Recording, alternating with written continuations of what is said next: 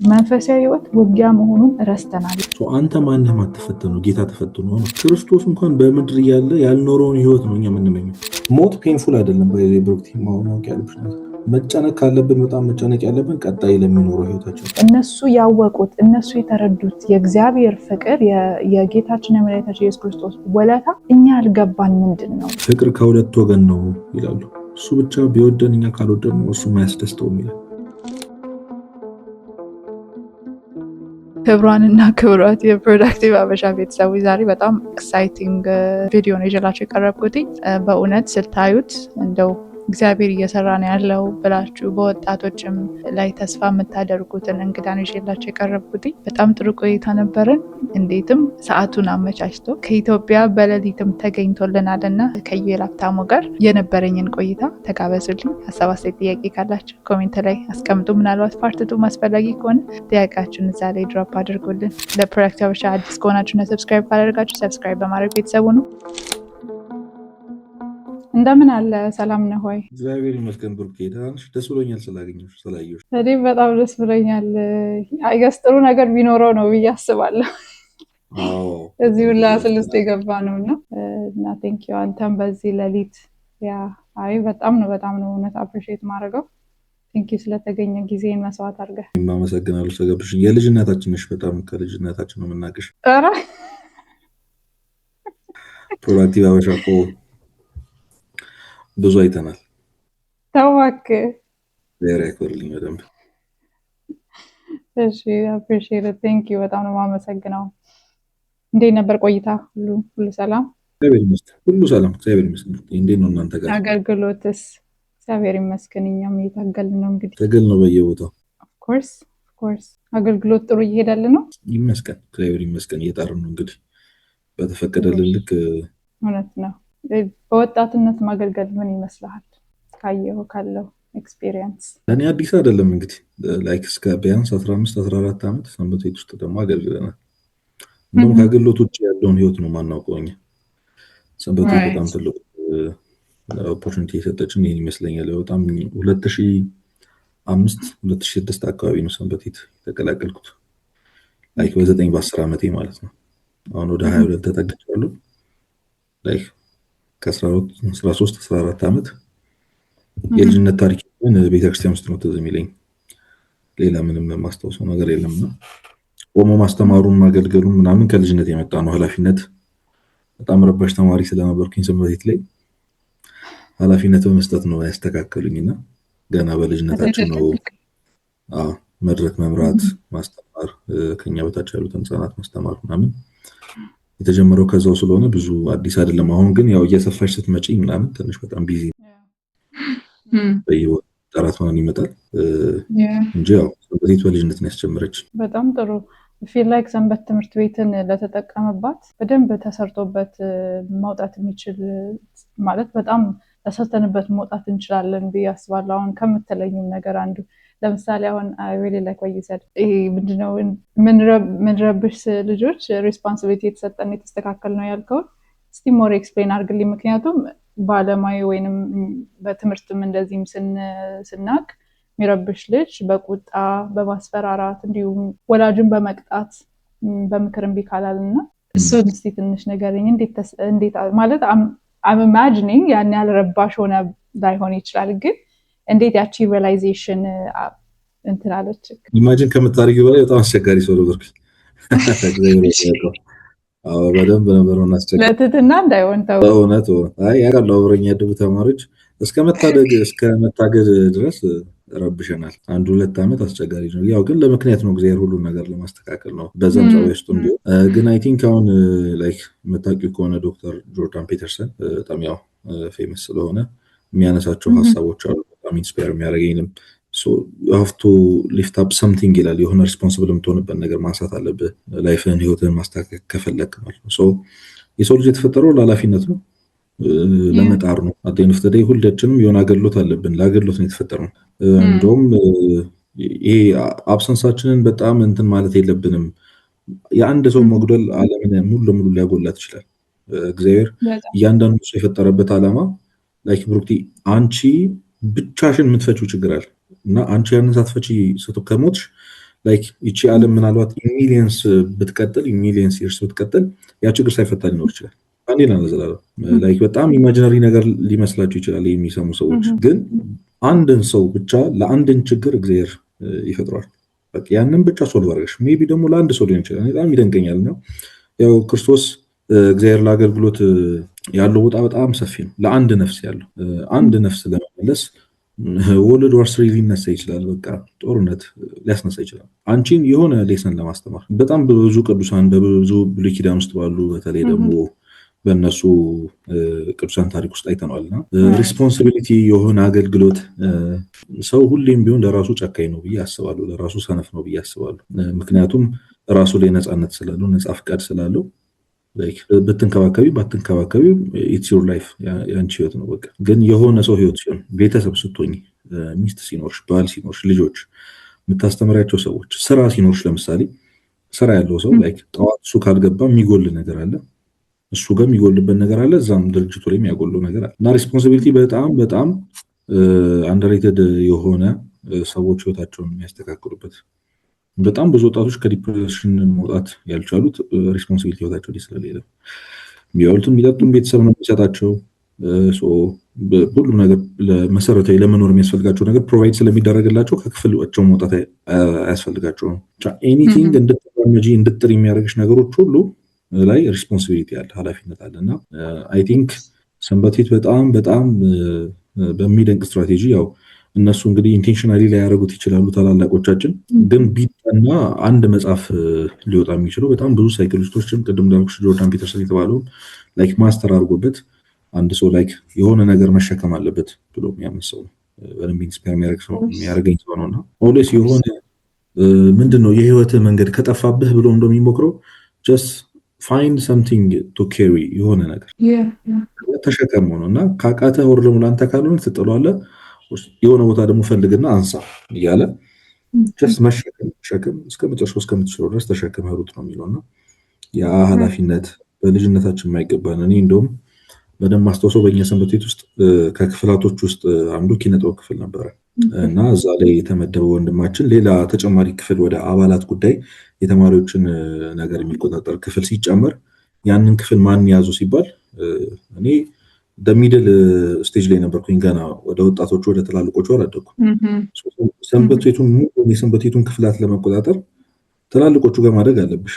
ግን የነበረን አክቲቭነስ ስለታየ ተነስቼ የሰንበቴቱ ዋና ኪነጥበብ ክፍል አድርገው በሱ ቦታ ተኩኝና በጣም ልጅ ነበርኩኝ። አብሬያቸው ማለማራቸው በጣም ከኔ ትላልቅ የሆኑ ሰዎችን ቆሜ ጋይድ አደርጋለሁ፣ የነሱን ጽሁፎች ገመግማለሁ ምናምን።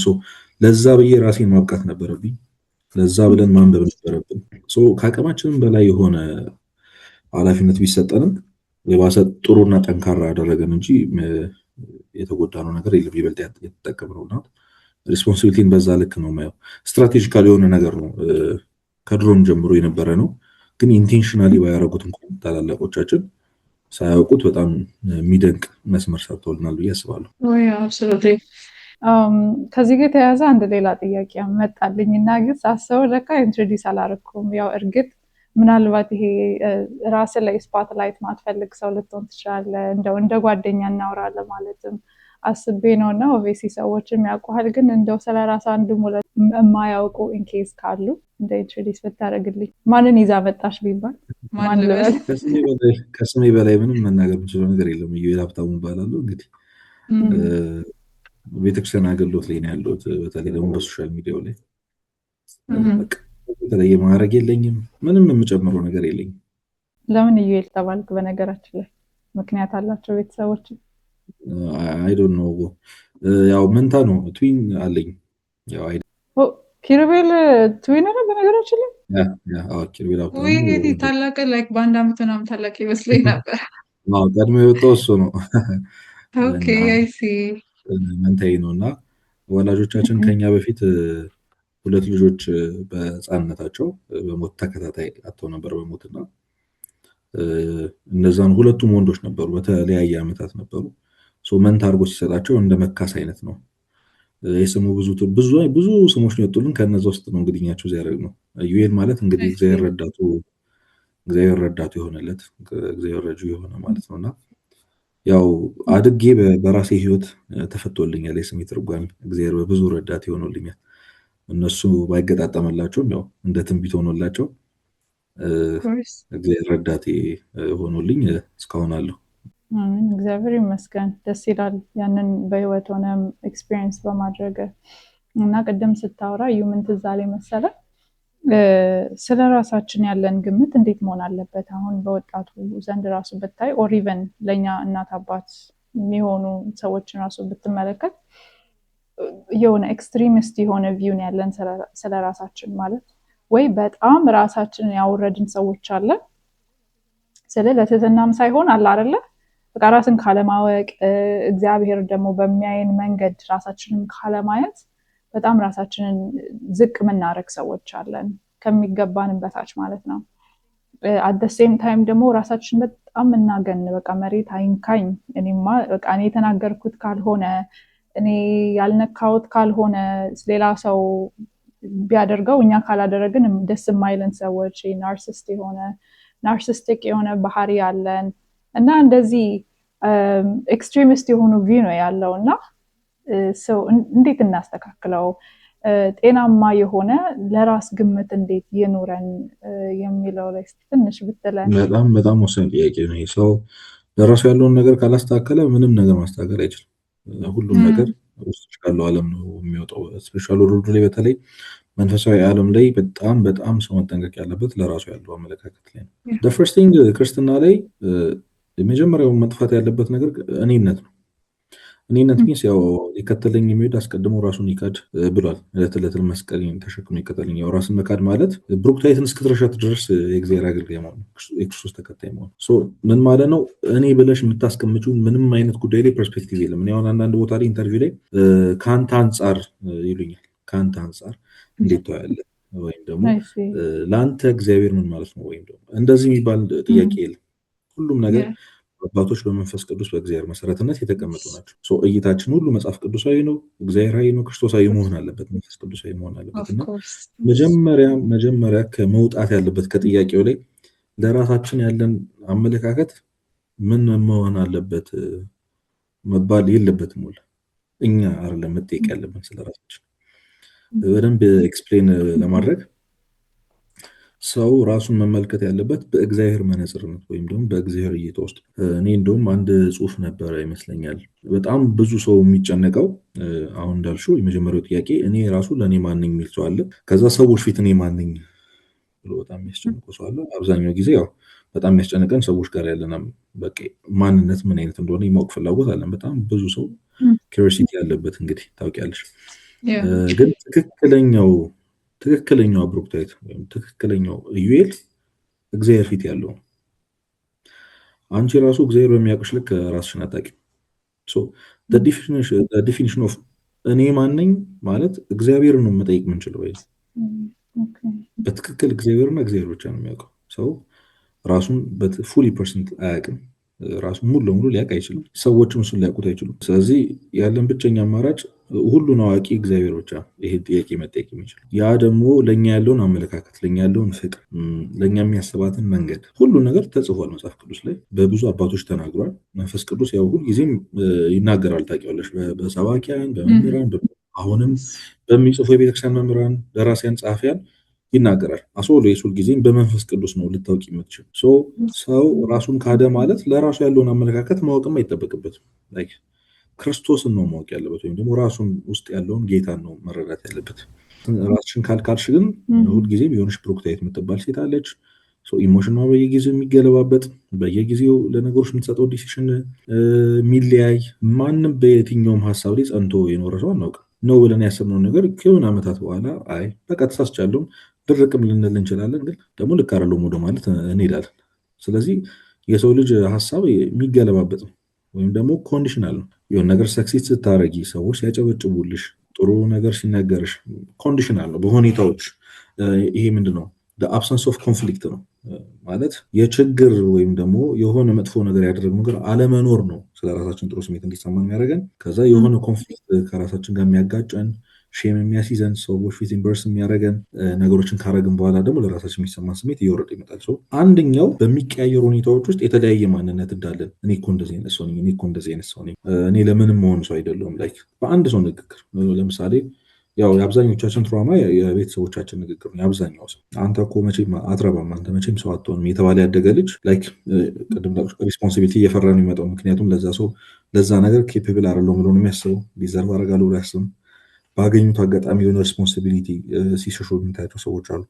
ኦቨር ኮንፊደንት ሆነው ደግሞ ያደጉ ሁሉም ነገር በእጃቸው ቁጥጥር ስር እንደሆነ ደግሞ እየተሰማቸው ያደጉ ሰዎችም ደግሞ አሉ።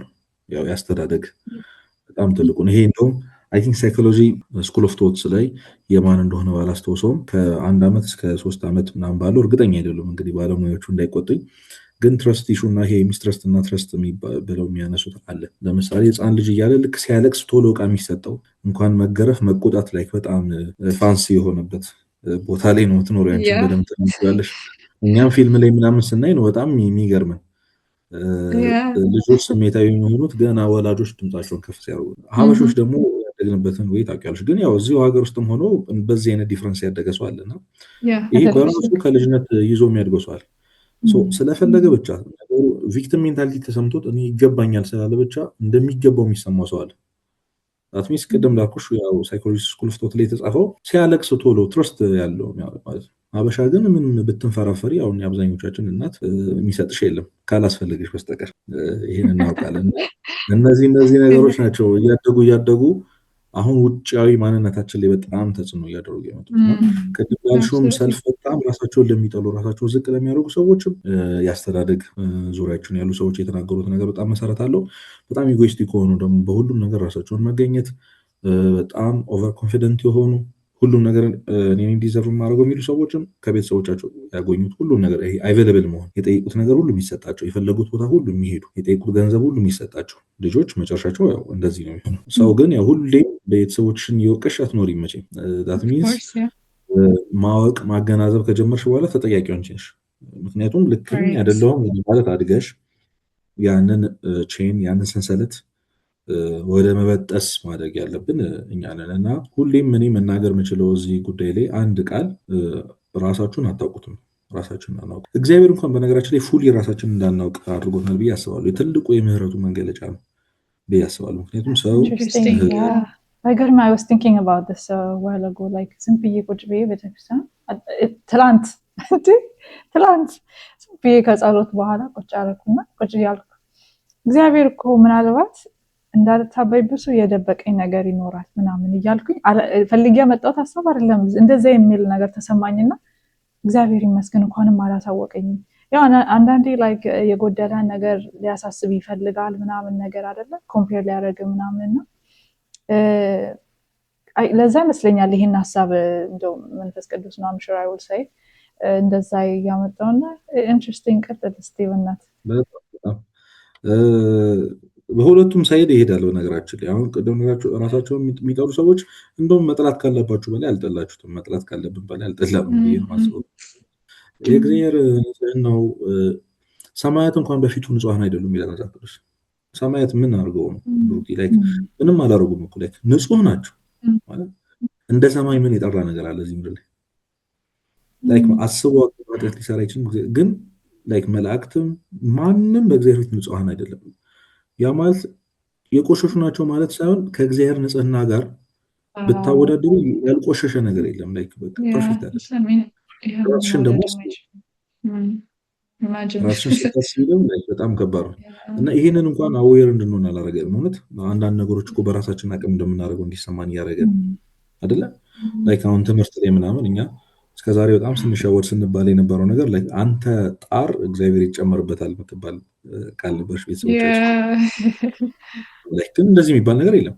ላይክ ፉሊ 100% እያደረገ ያለው እግዚአብሔር ነው። ግን የጥቅም አልባነት ስሜት እንዳይሰማን ብሎ ላይክ በቃ ይሄ ከጀርባሽ እጅሽን ይዞ ነው የሚያሰራሽ እግዚአብሔር። ሶ እጅሽ ያስፈልጋል ማለት ነው እንጂ ፉሊ ያስፈልጋኝ ሰው ሆነሽ አይደለምና ሁሉም ነገር የሚቆጣጠረው ሰው ሆኖ ሳለ የሚያደርገው ሰው ሆኖ ሳለ ግን በጣም ሼም እንዳይሰማን በጣም ደግሞ ወደ ጨለማ ስሜት ውስጥ እንዳንገባ ብሎ አንዳንድ ጥሩ ነገሮች ያሳየናል። በዛው ልክ ደግሞ ኢጎይስቲክ ለሆኑ ደግሞ ለእንደኛ አይነቱ ትዕቢተኛ ደግሞ ከፍ ሲል በኃጢአት እየሰበረ በደካማነት እየሰበረ ዝቅ የሚያደርገን ሰዓት አለ። አንዳንዴ በጣም እንታበይና ከሁሉ በላይ እንደሆነ ሲሰማን ስብር የሚያደርግበት ጊዜ፣ በጣም የማይጠበቅ ኃጢአት የምንሰራበት ጊዜ ይመጣል።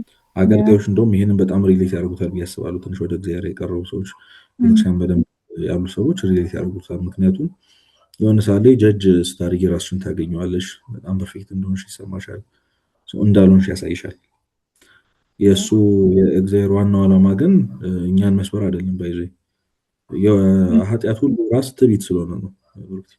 ቅድም የመጣልሽ ሀሳብ ያው ከአንቺ አይደለም ከመንፈስ ቅዱስ ነው። አንቺ ሹር ባትሆኝ እኔ ሹር ሆኜ መናገር ይችላል። ቅዱስ ጳውሎስ እንኳን ተናግሯል፣ እንዳልታበይ ብሏል። ቅዱስ ጳውሎስ እንኳን አስቢ፣ ሶስተኛ ተነጥቆ ስራትን ያየ 14 መልእክታትን የጻፈ ላው ደዌን የፈወሰ በጨርቁ እንግዲህ አስቢ፣ ሲሮጥ እንኳን ጨርቁን ቀደው ሰውን የፈወሱበት ሰው ድካም ነበረበት። ያ ድካሙ ግን እንዳልታበይ ነውና አንድ ስቶሪ እዚህ ጋር ሜንሽን ማድረግ ከተፈቀደልኝ ላንሳ እና አባ እንጦንስ ከሁሉ በፊት የምንነው አባቶች ስለሆኑ እግዚአብሔር ከኔ በላይ ያገለገለህ ማን አለ ብለው ይጠይቁታል ጌታ። አባ እንጦንስ እና ቅዱስ መቃርስ ማለት ነውና ላሳያችሁ ይላቸዋል። በደመና ነጥቆ ወደ ከተማ ይወስዳቸዋል እና ጭራሽ ከተማ ነው ብለው በጣም ኮንፊውዝ እየሆኑ ነበረ። እንዴት ከተማ ውስጥ ከኛ በራ ውስጥ ያለው ጭራሽ ያ ከኛ በላይ እግዚአብሔር የሚያገለግለው ሰው ከተማ ውስጥ ነው ጭራሽ ብሎ የሆነ ቤት በመስኮት በኩል ያሳያቸዋል እግዚአብሔርና ሁለት ሴቶች ናቸው ለዛው ማስቢ። ከዛ የሁለት መንታ ወንድማማቶች ሚስቶች ናቸው እና ምን አይነት ያው ሴት ልጅ ጸባይ እንዴት ንጽጽርና ፉክክር እንደሚኖር አስቢ። የሁለት ወንድማማቶች ሚስቶች ማለት ነው አንድ ቤት ውስጥ በጣም ይህንን ትዕቢትተው አንዷ የአንዷ ነገር ስታጠብ አንዷ ለአንዷ ስትታዘዝ በጣም በትህትና ሲኖሩ አሳያቸውና እነሱ ከእናንተ በላይ አገልግለዋል አላቸው እና ያው ልባቸው ተሰበረ። ምክንያቱም አስቢው ሁሉን ነገር ትተውለት ነው ገዳም ዋሻ ውስጥ ሁሉ ነገራቸውን ትተውት፣ እኚህ ግን ምናቸውም ሳይተውለት በመንደላቀቅ ውስጥ በፋንሲ ላይፍ እየኖሩ ግን ትህትና ብቻ ስላላቸው እኔ ይሻላሉ ስላላሉ ብቻ ከእናንተ በላይ አላቸው እና አባቶች ዓላማው የነሱን ልብ መስበርና ዲስኮሬጅ ማድረግ አይደለም። እግዚአብሔር ማለት እስካሁን ለፍታችሁልኝ በዜሮ ነው ማለት አይደለም። ብዙ የቆጠረላቸው ዋጋ አለ። እንደ አባ እንጦንስ እና እንደ አባ መቃርስ የሚከበር ቅዱስ የለም አሁንም ቢሆን። በዛው ልክ ደግሞ ትዕቢት የኃጢአት ሁሉ ራስ ነው። ምክንያቱም ብሩክቲ አንዴ ከታበሽ መቼም አትመለሽ። ሁል ጊዜ በኃጢአት እየወደቁ እየተነሱ በመሰበር ውስጥ መኖር ይሻላል። በነገራችን ላይ ከመታበሽ ሰይጣን መጀመሪያ ራሱን ኮንፊውዝ ነበር። ዞር ሲል ማንም የለም፣ ኦኬ ቀናም ሲል ማንም የለም፣ ዝቅ ሲል መላእክትን ያሉት እኔ ፈጠርኳቸው አለ። መጨረሻ ላይ እሱ እንዳልፈጠረ ወዲያውን ያወቀው ግን ተሳስቻለሁ የምትለውን ቃል ካፉ ላለማውጣት ነው የሁሉ ታሪክ ውስጥ የሚገባው እና አባቶች እንደውም ሰይጣንን ቢመለስ እኮ አሁን የእግዚአብሔር ቸርነት ይቅር ይለዋል። ኦብቪየስሊ የታወቀ ነው እግዚአብሔር ይቅር የማይል ግን የማይመለስበት ትዕቢተኛ ስለሆነ ነው። በቃ እሱ አምላክ እንዳልሆነ ኦብቪየስ የሆነ ነገር ስህተቱ ታውቆበት መውደቁ ታውቆ መርከሱ ታውቆ አሁንም መመለስ አይፈልግም። የሄደው ርቀት ይሄ ሁሉ ርቀት ሄዶ ከዚህ በኋላ መክሰር አይፈልግም ሰይጣን። እንደዚህ ነው ትዕቢት የሚያደርግሽ። ትትና አጉል ትትና ተብሎ ይሄ ለቅዱስ ዮሐንስ አፈወርቅ እንደውም ሰይጣን በየሰዓቱ ኃጢአትን የሚያስታውሰ ንስሐ እንድትገባ አይደለም ራስን እንድትጠላና ተስፋ እንድትቆርጥ ነው። ይሄ በሰይጣን በኩል የሚመጣ ጸጸት፣ ሰይጣን ኃጢአትን ማሰብና በትክክል ከመንፈስ ቅዱስ የሚመጣ ጸጸት እና ንስሐ በጣም ዲፈረንስ አላቸው። ራስን ማንም አልተፈቀደም ለማንም። እግዚአብሔር ይወድሻል። እግዚአብሔር የወደደውን የመውደድ ግዴታ አለብሽ ማለት ነው። ያ ማለት የሰዎችን መብትና የሰዎችን አጥር እስኪነካ ማለት አይደለም። የራስ ወዳድነት የሚባለው ግን በማን አይን በኩል ካልሽኝ በክርስቶስ አይን በኩል ስታዩ ራስሽ አንቺ የንጉስ ልጅ ነሽ። በቃ ይሄም ራስሽን ማክበር ያለብሽ ራስሽን ማየት ያለብሽ በጣም ኮንፊደንት ሊሰማሽ የሚገባው ኃጢአት ላይ መኩራት ያለብሽ። ትዕቢተኛ መሆን ካለብን ኩራተኛ መሆን ካለብን ልባችንን ከነፋን አይቀር ኃጢአት ላይ ሰይጣን ላይ የእግዚአብሔር ልጅ ነኝ እኮ እኔ እንዴት በእንደዚህ አይነት የረከሰ ኃጢአት ውስጥ እወድቃለሁ ነው የሚባለው። ከእንደዚህ አይነት ጨለማ ውስጥ ራስን ማውጣት ያስፈልጋል። ከጨለማ ውስጥ ብለን ደግሞ ወደ ኢጎ እና ወደ ትዕቢት ደግሞ እንዳንቀር መሀል ላይ መሆን ያስፈልጋል። መሀል ላይ ሆነን ባላንስ እየጠላው ነው ራሴን እየከፋው ነው ምናምን የሚል ካልኩሌሽን መግባት አያስፈልግም። ቅድም እንዳልኩሽ ራስሽን መርሳት ብሩክታይትን መርሳት ነው። ቀዩን መርሳት እንደውም በጣም ስለ ራስሽ ማሰብ ባቆምሽ ቁጥር ስትረስ ይቀንሳል፣ ዲፕሬሽን ይቀንሳል። በጣም ብዙ ሁሉም ነገር ፐርሰናል ነው የሚመስለን። እያንዳንዷ ነገር ከኛ ጋር የሚገናኝ ይመስለና በዚህ የሚስተካከል ይመስለኛል። ወይ በጣም እግዚአብሔር ይስጥልን። በእውነት በጣም ደስ የሚል ቆይታ ነው። አልታወቀንም ማለት 30 ደቂቃ ኦልሞስት ሊሆን ነው፣ ግን በነገራችን ላይ እኔ እንትን ትዕግስት የለኝም አብዛኛው ነገሮች ላይ። በተለይ አሁን ዩቲዩብ ለምንድን ነው ብዬ የሆነ ጊዜ ሳስብ ነበርና ዩቲዩብ 2x ላይ አድርጌ ስፒድ አንዳንዴ or 1.5 ምናምን እና ያ ለካ ጫና አድርጎብኛል ከሰው ጋር ሳወራ ማለት ነው። I kid you not the moment ግን የሆነ ሰው ስለ እግዚአብሔር or ስለ ራሱ ላይፍም ሊሆን ይችላል ግን እግዚአብሔር ያደረገለትና ሲያወራ ጊዜው የት እንደሚሄድብኝ አላቅምና በጣም ደስ ብሎኝ ነው ሶፋር እንትን እያልኩ እየሰማ ያለሁት። ሶፋር ላለውም ቃል ያሰማልና ብዙ ስለዚህ አነሳን።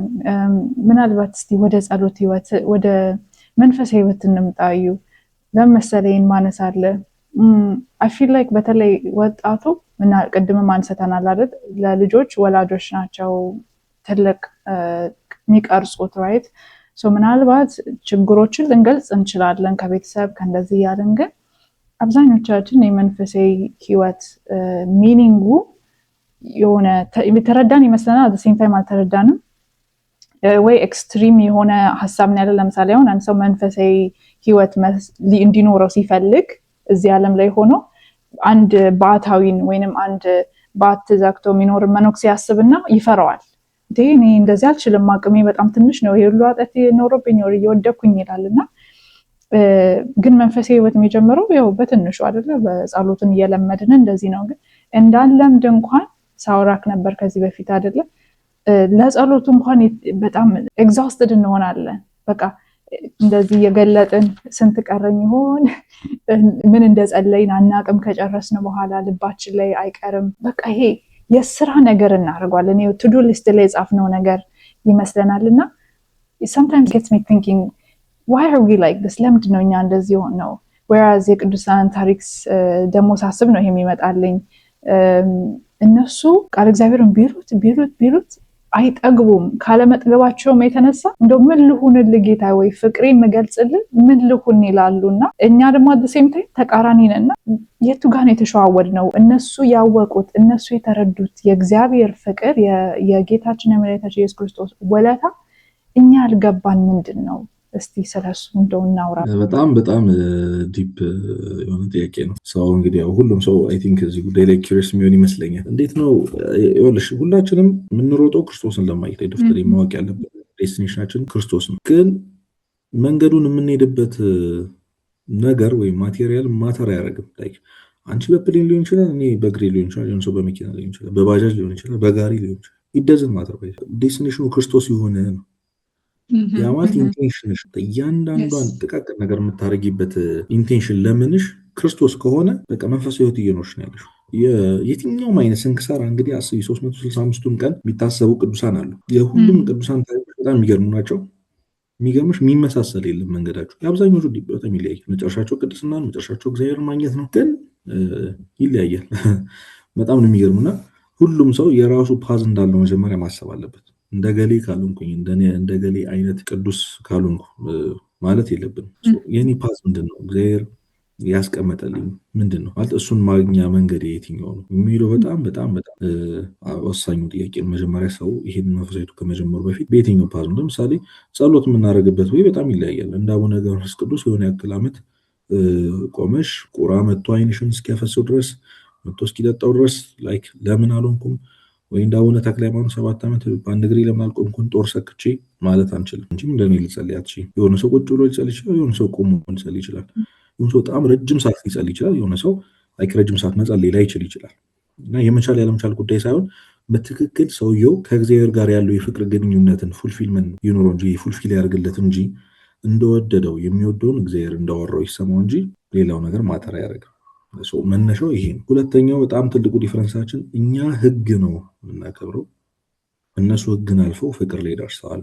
የህግ ሁሉ ፍጻሜ ፍቅር ነው። ባይዘ ቤተክርስቲያንም አባቶችን በጣም የሚያስጠነቅቁን ነገሮችን ላይክ ብዙ ቦታ እንደውም ተናግረዋል። ብዙ መምህራን አስተምረዋል። ቅዱስ ጳውሎስ እንደዚህ አይነት ክርስቲያኖችን በሶስት ይከፍላቸዋል። ባሪያ፣ ሰራተኛና ልጅ ብሎ ማለት ነውና ባሪያ ስራውን የሚሰራው ላይክ ባሪያ ስለሆነ እንዳይገረፍ ብሎ ከጌታው የሚያገኘው ነገር የለም፣ የሚያጣው ነገር የለም፣ ላይክ እንዳይገረፍ ብሎ ነው። ሰራተኛው ደግሞ አሶሌስ ሁላችንም እንደምናደርገው ደሞዝተኞች ነን። ከ30 ቀን በኋላ ስለምናገኘው ደሞዝ ነው እንጂ አብዛኛው ሰው ስራውን አይወደውም። አብዛኛው ሰው ላይክ ፕሮፊታብል ካልሆነ የማይሰራ ሰው ነው ያለው አይደል? ደሞዝ ከተቆረጠበት ደሞዝ ከሆነ የማይሰራ ሰው የለም። ልጅ ግን ለአባቱ እንዴት ነው? አንቺ ለአባትሽ እንዴት ነሽ? ለባለቤትሽ እንዴት ነሽ? ላይክ እናውቀዋለን። ስለሚመቱንም አይደለም የሆነም ጌን የምናደርገው ነገር ስላለ አይደል? ላይክ ስለምንወዳቸው ከፍቅር የተነሳ ነው።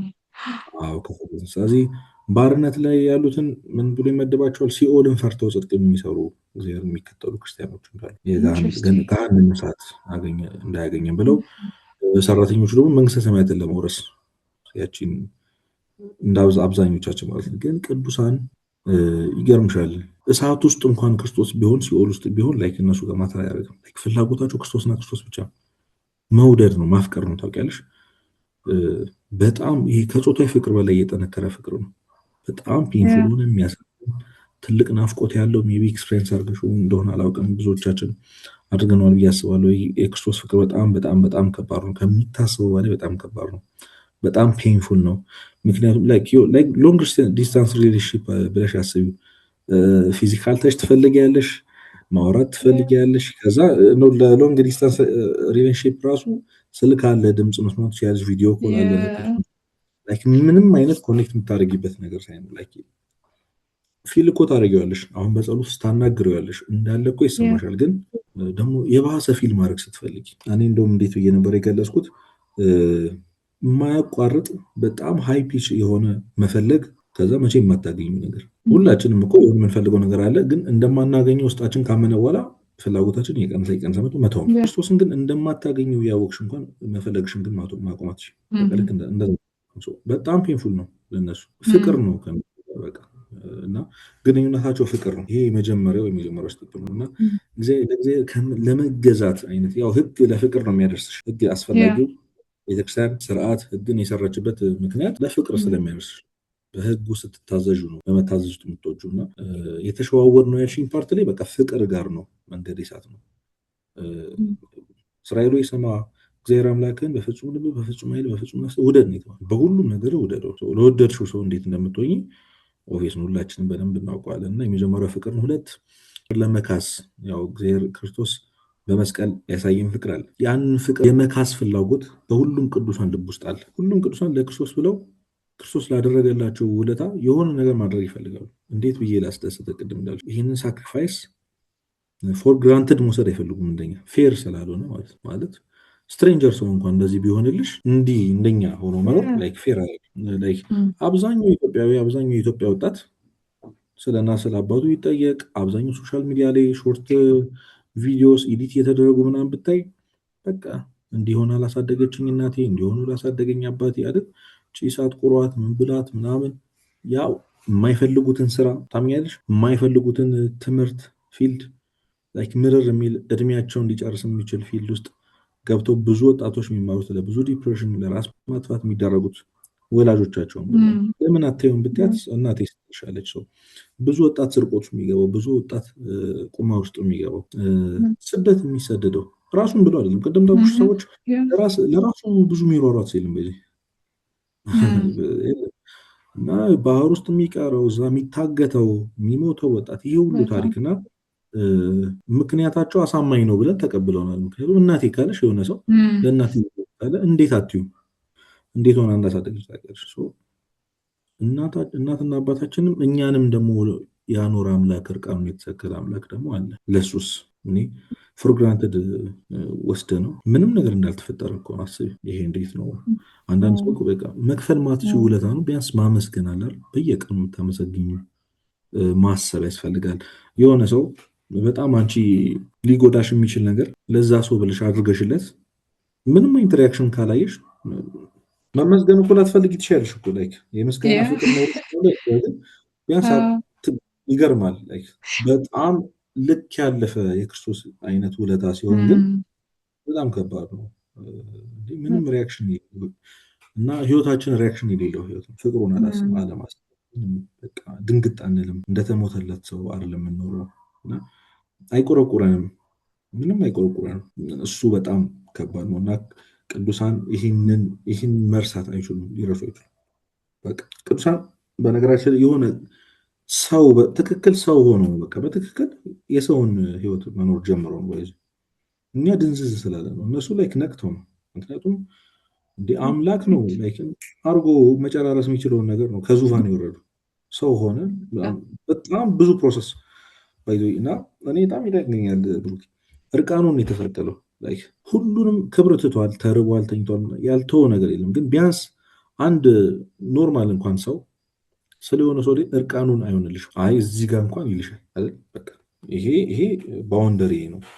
በጣም ብዙ ነገሬን ትችላለሁ፣ ግን ህዝብ ፊት እርቃኔን ልሆንላቸው። ጌታ ግን አንድ ብጣሽ ጨርቅ እንኳን የለውም ክብር ሲተው ለአንቺ ሲል ለኛ ሲል እና ይህንን ረስቶ መኖር በጣም በጣም በጣም ፔንፉል ሊሆን ይገባ ነበር።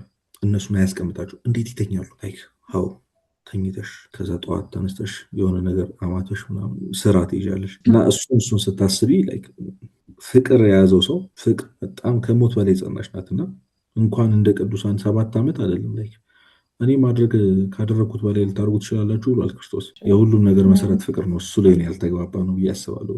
በጣም ደስ ብሎኝ ነው እየሰማ ያለው ዩ ሃቭ አ ፖይንት። በጣም ኢንትረስቲንግ ያልከኝ ራሴንም ስመለከት ነበር ነው። እግዚአብሔር ይስጥልን። በእውነት ብዙ እየተማርን ነው። ከዚህ ጋር ተያይዞ ስለ ቅዱሳንም ስላነሳ አንድ ፖይንት እስቲ ብዙዎቻችን በተለይ ወጣቶች ወጣት ላይ አይደለም እያተኮርን ያለ ነው። ስናተኩርም ደግሞ ከፍቅር የተነሳ ነው። ይህን እንዲያውቁልን ማለት ያሳሳሃል ያለው ነገር የመጣንበት የሆነ እንደውም ቪዲዮ እያየው ነበር እና ይሄ ጀነሬሽን ወጣቶች ሳይሆን ይሄ ጀነሬሽን ኢን ጀነራል በሜሪጅ ቢሉት በጣም የዲቮርስ ሬት ሃይ በሆነበት ጊዜ ላይ ነው ያለ ነው ይላል። ሰላም ማጣትም ቢሆን ይሄው ጦርነት ከስር ሚኒ የሚባሉ ጦርነቶች አሉትን የጦርነት ትንሽ ባይኖረውም ግን እንደ ዓለም አቀፍ ምናምን ያልሆኑ ግን በዛ በቦታችን ያሉ ነገሮች እነሱም ፕላስ አሁን ያው ከስር እንትን የሚለውን ታውቃለህ የሚያስፈሩ ነገሮች አሉ። በቃ ብዙ ነገር ሜንታል ሄልዝ ብትለው በብዙ ነገር በስራ አጥነት ብታየው all over the world የስራ ፍላጎት የጨመረበት እንትን ስራው ደግሞ ያነሰበት ጊዜ ላይ ያለ ነውና እናሳዝናለን። ኢን ጀነራል እንደው በእግዚአብሔር ቸርነት ያለን ሰዎች ስለሆነ ነውና ነገር ግን በዚህ ውስጥ ሩጫ ስለሆነ አንድ ሚስ የምናደርገው ነገር አለ ብዬ አስባለሁ። በተለይ ከመንፈሳዊ ህይወት አንፃር ብዙ ጊዜ ስለ መንፈሳዊ ህይወት ስናነሳ ደግሞ እውነት ነው እግዚአብሔርን መውደድ ነው ቅድምም እንዳነሳ ነው። but we always miss this one point መንፈሳዊ ህይወት ውጊያ መሆኑን ብዙዎቻችን እየረሳን ነው።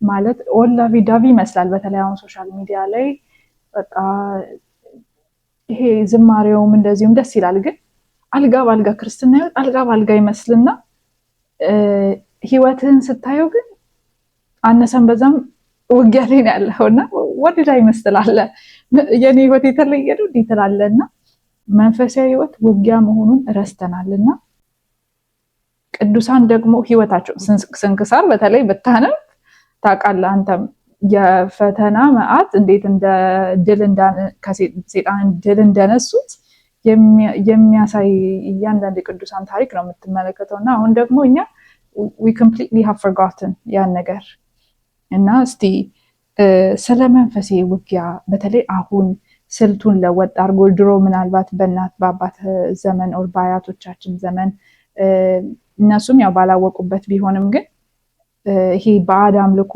ምናምን የዛሬው ትውልድ ላይ ቀበለው የሚችለው አይነት ይሄማ እኔ ያላረገውም እኮ ሰይጣን ነው የምትለው። በእኛ ዘመን ደግሞ ግን በሙዚቃው በዳንሱ በሶሻል ሚዲያው ይሄ ቅርጹን ሞደርናይዝ አድርጎ ራስ ወዳድነት ብቻ ዩኔመት እና በዚህ መንፈሳዊ ውጊያ ውስጥ ነን ያለ ነው ግን አናውቅም። ሰው እስቲ ስለዛ ነገር አንዳንድ ነገር በለን። ያው ክርስቲያን ቅድም እንዳልኩሽ የክርስቶስ ተከታይ ነው። መጨረሻችን ክርስቶስን መምሰል ነው። የሁሉም ሰው ዓላማ የክርስቲያን ዓላማ እሱ ነውና ሁሉም ጌታን መምሰል የሚፈልግበት ቦታ አለ። ስትወለጂ ነገስታት የሰገዱ ለሶስቱ ነገስታት ከርቤ፣ ዕጣን፣ ወርቅ የተዘረጋለት በእንክብካቤ ያደገው አይደል? ብዙ ሰዎች የሚከተሉት ሁሉም ሰው የሚሰማው ክርስቶስ ሰይጣንን በፈተናው ድል ያደረገው 5 ዓሣ 2 እንጀራን ያበረከተው ሁሉንም የክርስቶስ ስቴፕ ላይ መምሰል እንፈልጋለን። መጾሙንም ሊሆን ይችላል መጻደቁን ሄድና ዕለት ዓርብ ላይ ግን መድረስ አንፈልግም። እሷ ጋር ግን እዚህ ጋር ፍሬ የሚለን እዚህ ጋር ወራጅ አለና እንዴት ነው? እኔ በጣም ይደንቀኝ ነበር። አንዴም ብዙ ጊዜ የእግዚአብሔርን ድምፅ ከምሰማበት ነገር መሀል ያው ለሰዎች ብዙ ሪኮመንድ አላደርገውም፣ ግን ስብከት ድንገት መሀል የመጀመሪያ ስብከት መሀል ላይ አላደርገው እችላለሁ። ማቆን ያነበብኩት መጽሐፍ መሀል ላይ ልገልጽ እችላለሁ ድንገትና እንደዚህ ሳረግ የምሰማቸውን በጣም ህይወቴ ጥያቄ የሆኑባቸው ነገሮች ብዙ ጊዜ ይመልስልኛል። መጽሐፍ ቅዱስን ራሱ እንደዚህ ቢያደርጉ ብዙ ጥያቄ ይመልስላቸዋል ብዬ አስባለሁ። ኢንቴንሽናሊ መንፈስ ቅዱስ እንዲመራቸው ብለው ማለት ነው። እንደዛ ሳረግ አንድ ቀን ተግባራዊ ክርስትና የተባለው መጽሐፍ ላይ አባት ናቴዎስ የጻፉት ዲያቆን ሚካኤል ተርጉሞ በጣም ድንቅ መጽሐፍ፣ በጣም ድንቅ። ይህንን ለሚሰሙ ሰዎች መንፈሳዊትን መኖር ለሚፈልጉ ሰዎች ሪኮመንድ የምናደርገው መጽሐፍ ነው። እግዚአብሔር ሁልጊዜም ቢሆን የመንፈሳዊ ደረጃህን ይደብቅብሃል። ሁልጊዜ ዓለማዊ ነገሮች ሁሌም ፕሮግረስ አላቸው፣ ፐርሰንት አለው፣ ግራፍ አለው፣ ይታየዋለሽ በአይንሽ የሆነ ነገር ህንፃ ነው፣ በእግርሽ ቴጂ ከነበረ መኪና ነው፣ በአይን የሚታይ ሰክሰስ ነው። መንፈሳዊ ላይ ግን እንደዚህ የሚባል ነገር የለም። ሁልጊዜም ለራስሽ ድራውን እያደረግሽ ሁልጊዜም ወደቀሽ፣ ሁልጊዜም መከራ ፈተና። እኔ ደግሞ በጣም ሰው ይገርመኛል። ጸሎት ማድረግ ሲጀምር ወደ ክርስትና ህይወት ወደ መንፈሳዊ በጣም በቃ ህይወት የፈተና ሆነ። ትምህርት ምናምን መውደቅ ጀመርኩኝ። እናቴ ታመመች፣ አባቴ ታሰረ ምናምን። እያመለጥከው ያለው ሴጣን አለ እኮ። ሁልጊዜም የሆነ ምቀኛ የሆነ ጠላት እንዳለ ሰው ማወቅ አለበት። ባገኘው አጋጣሚ ሊያደርገው የሚችለው ነገር አንቺን ወደ ራሱን መጎተት። ይሄ ፌክ ሰላም፣ እኔ የሚሰጣችሁ ሰላም ዓለም እንደሚሰጣችሁ አይደለም ማለት። ስለዚህ ሁለት አይነት ሰላም አለ ማለት ነው። ክርስቶስ የሚሰጣችሁ ሰላም ብሎ አውርቶ እኮ በዓለም ሳላችሁ መከራ አለባችሁ አለ። ከዛ ነገረን፣ ግን አይዟችሁ እኔ ዓለምን አሸንፈታለሁ አለ። የምታልፍ ናት፣ ትሸነፍ፣ ነገ እውነተኛውን ሰላም ታገኙታላችሁ። እና በማዕበል ውስጥ ሆኖ ሰላም መሆንን፣ ይሄ መከራን እንደ በረከት ማየት የተለመደ ነገር አይደለም። በጣም እኔ እንደውም ባገኘሁት አጋጣሚ ሰዎች ላይ ለማስረጽ የምፈልገው ነገር ይሄ ነው። ከልብ እንዴት ነው? የአንድ አባት ታሪክ ነበረ። እየዞረ በየቦታው ነው የምናገረው። እየዞረ እግዚአብሔር እኮ ተወኝ እያለ ያለቅሳል። እና ምን አይነት ኃጢአት ሰርተህ ነው? ምን አድርገህ ነው ይሉታል። እኔ ምንም አላረኩም፣ ምንም አልሰራውም፣ እስከማውቀው ምንም አልበደልኩም፣ ግን እግዚአብሔር ትቶኛል እያለ ያለቅሳል። እና አበምኔቱ ጋር ሄዶ አበምኔቱ ከሌሎቹ መነኮሳት የተለየ ጥያቄ ይጠይቁታል። እንዴት አወቅ እንደተዋ አሉት። ይኸው 1 ዓመት ሙሉ ጤነኛ ነኝ፣ አያመኝ፣ የሚሰድቡኝ ሰዎች የት እንደሄዱ አላውቅም፣ የሚቃወሙኝ ሰዎች እንቅፋቱ አይመታኝ፣ በቃ ሁሉም ነገር ሰላም ሆነና እግዚአብሔር ትቶኛል አሉ። እሳቸውም ደግሞ አለቀሱ ይላል። እግዚአብሔር አባ ጳውሊ የተባለ አባት ከመከራ የሚሸሽ ከእግዚአብሔር ይሸሻል ይላል። ለምንድን ነው ያንን መንገድ የመረጠው የሚለው በጣም አሳሳቢ ነገር ነው። ፒስፉል መንገድ እግዚአብሔር መምረጥ ሲችል እሱን ማግኛ መንገድ መከራ ለምን አደረገው?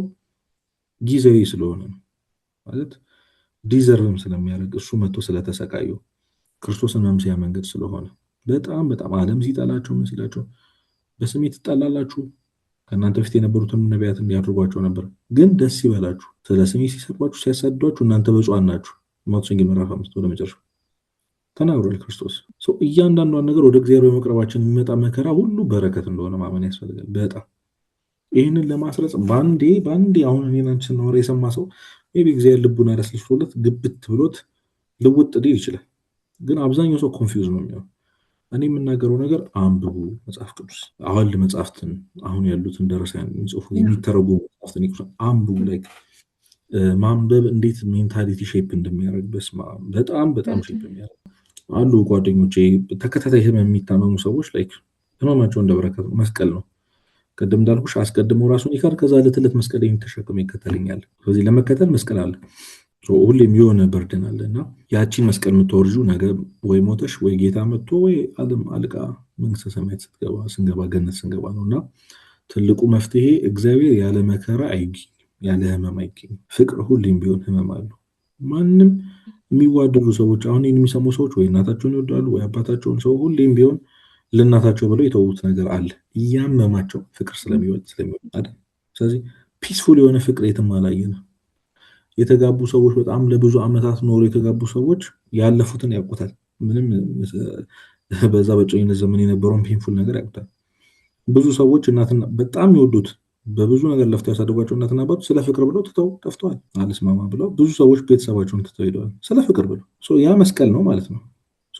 ያለ ዋጋ፣ ያለ ደም፣ ያለ ስክራች፣ ያለ ምን የምታገኙ ፍቅር የለም። ወይም ደግሞ አፍቅረሽው የሆነ እሳት የሆነ ፍም ላይ ሳትራመጂ የምታገኙ ዋጋ የለም። ሁሉም ነገር ፕራይስ አለው። ፕራይሱ ደግሞ ፔን ነው፣ መከራ ነው። ያንን መከራ እንደ ጸጋ መቀበል፣ እንደ በረከት መቀበል ያስፈልጋል። ክርስቶስ የምንመስልበት ነገር አንደኛው እሱ ነው። ሁለተኛው በጣም ወጣቶች እንዲያስቡ የምፈልገው ነገር ሰው አንደኛ ዲዘርቭ አታደርግም። እንደዚህ አይነት ላይፍ ፒስፉል ላይፍ ዲዘርቭ የምናደርግ ሰዎች አይደለም። ባይዞ ማወቅ ያለብሽ ነገር በጣም ትልቅ ትዕቢት ነው። እንዴት ህይወቴ ምናምን ምን አድርገህ ነው አንተ ለእግዚአብሔር ምን አድርገህ ነው ማለት በጣም ንስሐ እየገባ ስጋው ደግሞ እየተቀበለ በጣም የቅድስና ህይወት እየኖረ ለእግዚአብሔር ማለት ለፈጠረው አምላኩ እየተገዛ ያለ ሰው እንኳን ቢያወራው ትንሽ ፌር ሊሆን ይችላል። ለምን ትሰቃያለሁ ቢል ሲጀመር እንደዚህ የሆነ ሰው እንደዚህ ሜንታሊቲ አይኖረውም። አንደኛ ግን እንደው ቢሆን ፌር የሚሆነው ለእንደዚህ አይነት ሰው። እኛ ግን ዲዘርቭ እናደርጋለን። እንዴ ልቅጣችሁ ቢል አስቢው እስኪ በምድር እያለ ዝም ብሎ እኮ እውነቴን ነው የምልሽ እኔ አንዳንዴ እንዳለ ራሱ ኤግዚስት እንደሚያደርግ ለማሳወቅ 2 ደቂቃ ብሪዛችን ቢያቆሙ የሆነ ውሃ ውስጥ ምናምን አየር አጥሮሽ ከሆነ ወይ ደግሞ አሁን ልጅ እያለን ሞክር አልነበረ እስከ መጨረሻው እስከ 9 ደቂቃ ነው ብለን ሁላችንም ቼክ አድርገን እናውቃለን።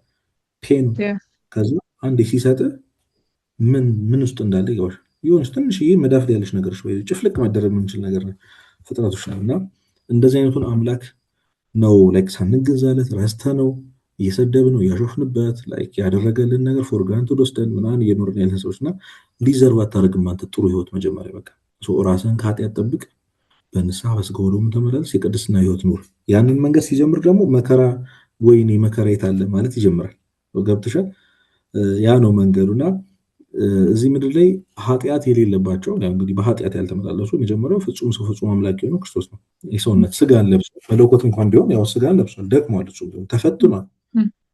3 የፈተነውና በመለኮቱ አይደለም የመለሰው በሰውነቱ ነው። የእግዚአብሔርን ቃል ይዞ ነው ሰይጣንን የመለሰው። ይህንን ዳቦ ሲለው ሰው በእንጀራ ብቻ አይኖርም እያለ ማንመስል አምላክ እግዚአብሔርን አትፈታተን ተብላል እያለ ዓለም ሁሉ ጠፊ ነው እያለ በእግዚአብሔር ቃል ነው በሰውነቱ ነው የመለሰው። ተፈትኗል እሱም እና ኃጢአት ያልሰራው ብቸኛው ንጹህ ሰው ከዛ መቤታችን እንኳን ተፈትኗል።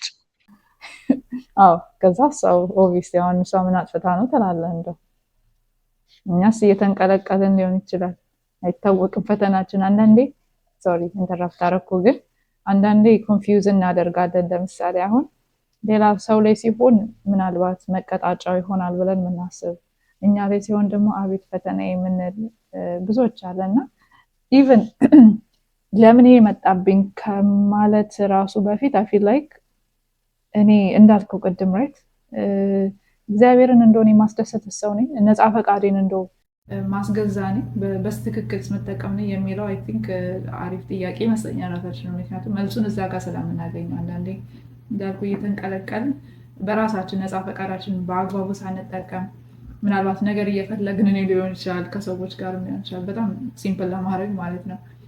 እና እነሱ ግን ማንም ላይ አልደረሱ እንኳን ተፈተነዋል። እና አይ ፊል ላይክ እስቲ ቀጥል። በጣም ደስ ነው ስሜሽን ማለት እየፈለግኩት ልክ ነሽ በጣም። እና እዚህ ምድር ላይ እንደነሱ ንጹህ የለም፣ ከዛ እንደነሱ የተፈተነ የለም፣ ደግሞ የለም፣ ጭራሽ የለም፣ መቼም አይኖርም። እንደ እመቤታችንም የተሰቃየ ሰው የለም። ለዛውም ዲዘርቭ አታደርግም። የንጉስ እናት ሆና የጌታ እናት ሆና ከዛ ንጹህ ሆና አንተ ማንህም አትፈተነው ጌታ ተፈትኖ ነው። በቃ ትልቁ ጥያቄ ነው ማለት አንተ በምድር እና ይኸውልሽ ክርስቶስ እንኳን በምድር እያለ ያልኖረውን ህይወት ነው እኛ የምንመኘው። ማለት እሱ እንኳን እንደዚህ አንዴ ስድስት ድጋማ አቅል አይ ቲንክ ብዙዎቻችን ቆመ ብለህ ምንድን ይመስላል ጓየድ ክርስቶስ እንኳን በምድር ሲመላለስ ያልኖረውን ህይወት ነው እኛ የምንመኘው። አስቢ። በጣም በጣም በጣም ቀበጦች ነን፣ በጣም ቀበጦች። በቃ እንዲህ ምንም የሚገልጸን ይሄ ነው። እና አንተ ያልኖርከውን ህይወት ስጠኝ እኮ ነው። ምንም እንዴት ይባላል? ሰላማዊ ህይወት ፋንሲ ህይወት የለውም እኮ። አንድ ልብስ ነበረችው፣ እሷን ቀሚሱም አብራው ነበር የምታድገው። አባቱ ዮሴፍ በ10 ምናምን ዓመቱ ነው፣ በ9 ዓመቱ ነው፣ በ13 ዓመቱ ነው ያረፈበት። አስቢ እንግዲህ የሚበላው የሚጠጣው የለውም። ምዕመናን ነው የሚያመጣለት። ለቀበሮች እንኳን እኮ የሚያርፉበት ጉድጓድ አላቸው። የሰው ልጅ ግን እኮ መጠጊያ የለውም ብሎ ተናግሮ ነበር። ሰው ቤት የለውም አስቢ። መጨረሻ ላይ አሟሟቱን ታውቂያለሽ። እና ድሃ ሆኖ የተገለለ በሰዎች የተጠላ ሆኖ ያደገ እንጨት እንግዲህ የጠራቢው ዮሴፍ ልጅ እየተባለ እየተሰደበ ያደገ ልጅነቱን እንኳን ብታዩ ማለት ነው። እና ማን ሆዋር ዩ አንቺ እግዚአብሔር ያልኖረውን ህይወት የምትኖር ትንሽ ዝቅ እንበል ከፈጣሪ በታች የሆነችውን እመቤታችን እንኳን ብታይ ሴቶች እንኳን እህቶች እንኳን እሷ ውቢቷ ንጽሕት የሆነችው ወጣቷ ማለት እግዚአብሔር ከሁሉም በላይ መረጣት መብርሃን ያልኖረችውን ያልያዘችውን ውበት ለመያዝ የምንጋጋጠው ማንንኛ እና እንደዚህ አይነት ትዕቢት የለም እዚህ ምድር ላይ። ማንም ሰው የክርስቶስን ያህል ሊሰቃይ አይችልም።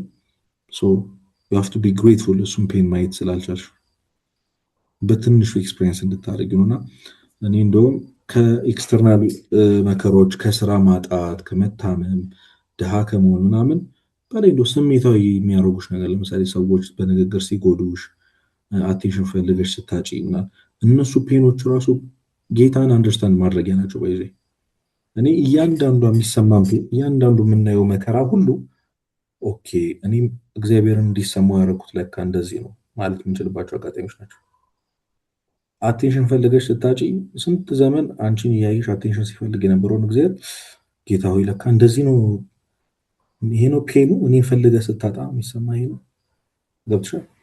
ስራ ፈልገሽ ተስፋ ልትቆርጭ የሚዳድሽ አንዳንድ ሰው ተስፋ ማትቆርጭበት ሰው የለም፣ ትተሽ ማታዩ ሰው ግን ህይወትሽን ምስቅልቅሉ የሚያወጣሽ ሰው።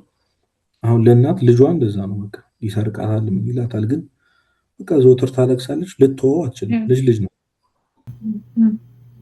እናትየው እንኳን ሊሰማት የሚገባው ማልቀስ አይደለም ያለባት፣ ወይኔ ጌታዬን እንደዚህ ነው ያሟረኩት። አንዴ ስወጣ አንዴ ስገባ ልጁ ነኝ፣ አይተው ነገር ልጁ ነኝ፣ በመዳፉ መሀል ቀርጾኛል፣ አይወጣኝ ደግሞ አያቅፍ ደግሞ አመሌ አስቸጋሪ ነው። እንኳን ኤክስተርናሊ ኢንተርናሊ እንኳን ኤክስፔሪንስ የምናደርጋቸው ፔኖች እያንዳንዱ እግዚአብሔር እንዲሰማ ያደርግ ነው፣ ወይም ደግሞ ሰዎች እንዲሰማቸው ያደርግናቸው ነገሮች ነው። እና እንግዲህ እንዴት አድርገን ብናብራራው እንዴት አድርገን ብናወራው ሰዎች ልብ ውስጥ ቀርቶ ከዚህ በኋላ የሆነ ህመም የሆነ መከራ ሲመጣ ላይክ በረከቴ ነው መስቀሌ ነው እግዚአብሔር ይመስገን ያለ መከራ ያልተወኝ የሚል ማይንድሴት ላይ መድረስ ለሁላችንም ከባድ ነው። ግን ቅዱሳት መጽሐፍትን ማንበብ መንፈሳዊ መጽሐፍትን ከምንም ነገር በላይ ደግሞ የቅዱሳን ህይወት ስንክሳራውን በየቀኑ የሚያነብሰው እውነት የሴጣን ፈተና ሴጣንን በአካል ባየው አዲስ አይሆንበት ሂኖስ ስትራቴጂ በቃ መንገዱን ያውቀዋል እንዴት እንዳለፉት እና በጣም ስንት አይነት ኃጢአት ስንት አይነት ተአምር ስንት አይነት ማለፍ የተጻፈበት መጽሐፍ ነውና ከቅዱሳን ብንማረው ወይኔ እዛ ጋር ማኑዋል ነው እኮ ማለት ቁጭ ብለህ የከሌ ህይወት በዚህ መንገድ ተፈተነ፣ በዚህ በኩል ድል ነሳ። ለምሳሌ አሁን በዝሙት ከሆነ እንዴት በዝሙት እንደወደቀ ይጽፍልሃል። ስለዚህ አንተ ትጠነቀቃለህ ማለት ነው። ምናልባት ኤንክሸስ ሊያደርገን ይችላል። ሞር ባወቅ ቁጥር አይምሮክ እንደ ኖርማል ሰው ላይሆን ይችላል። ስልክ ይሄ የመፍራት ነገር ሳይሆን ከጥንቃቄ አንጻር ኤንክሸስ ነህ፣ ዙሪያህን በደንብ የምታክሰው ነገር። ምክንያቱም እዛ ጋር የሴጣን ስትራቴጂ ተቀምጦልሃል። በዚህ መንገድ በተለያየ ነገር መመሰልና ማስፈራራት እንደሚችል በሰው ላይ በእንስሳት ላይ በሚያስፈሩ ነገሮች ላይ የተከሰተ በህልም በገሃድ ያው ከፍ እያልን ስንሄድ ማለት ነው። እና ያንን ያነበበ ሰው ምናልባት አሁን ምን እያወራን ያለነው ነገር በጣም ኢዚ አንደርስታንድ ለማድረግ በጣም ኢዚ ይሆንለታልና አይ ቲንክ ስንክሳር ትልቅ ሪሶርስ ነው።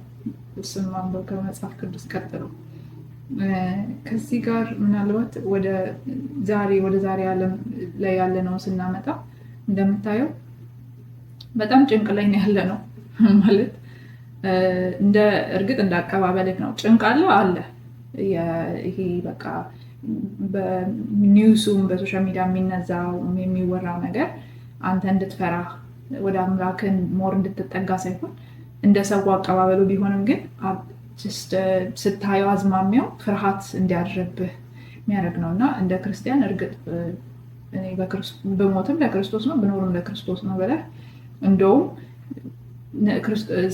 የሰው ልጅ እንደሚሞትልኝ መኖር አለበት አይደለ? ነገ ተኝቶ ሲነሳ ላልነቃ እችላለሁ እና ተዘጋጅቼ ሁሌ መጠበቅ አለብኝ ብሎ ይኖራል። እንደዚህ ለሚኖር ሰው ምናልባት አዲስ ነገር ላይሆን ይችላል የምናወራው ነገር፣ ግን እንደዛ ለማንኖር ሰዎች ግን ፍርሃት እንትን ይልብናል። በተለይ ወጣት ሆነን ብሩህ ተስፋ ነው የሚታየን አይደል? የመሮጫ ጊዜያችን ነው። እቺን ዲግሪን ጨርሼ ከዛ አግብቼ ከዛ ወልጄ እንዲሰርቼ እንዲያግኝቼ ምንል ሰዎች እንኖራለን። which is fine እንደዛ መመኘት ክፋት ኖሮት ሳይሆን እንደዛ የምንመኝ ሆነን ደግሞ ቅስማችን ይሰብራል ከምንሰማው ነገሮች። ሶስተኛ ዓለም ጦርነት ሲባል ከሌ ሀገር እኮ ጆይን አደረገ በዚህ ጦርነት ላይ ሲባል እንዴ ነገር አመረሩት እንዴ ብሎ ወደ ተስፋ መቁረጥ፣ ያለውን ገንዘብ ስፔንድ ማድረግ እንዲህ በተወደደ ጊዜ ምናልባት ብዙ ሬስቶራንት ፉል ሆኖ ስታይ አንዳንዴ ወጥ ቆይም ባንድ ሰው ተስፋ እየቆረጠ ነው ወይስ በእውነት ኑሮ አልተወደደም ትላለህ። እና ይህን ተስፋ ይዘን ለምንኖር ሰዎች እንደ ክርስቲያን እንዴት እንቀጥል በዚህ ጉዳይ? በጣም እኔም ሰሞኑን ሲያሳስበኝ የነበረ ነገር እንደ ማንኛውም ሰው ይመጣል ጭንቅላትሽ ላይ። ግን ቅድም እንዳልኩሽ መጽሐፍ ቅዱስ ማንበብ ሁሉን ነገር የሚገልጸው፣ እንደውም ገና አልደነገጥንም ብዬ አስባለሁ።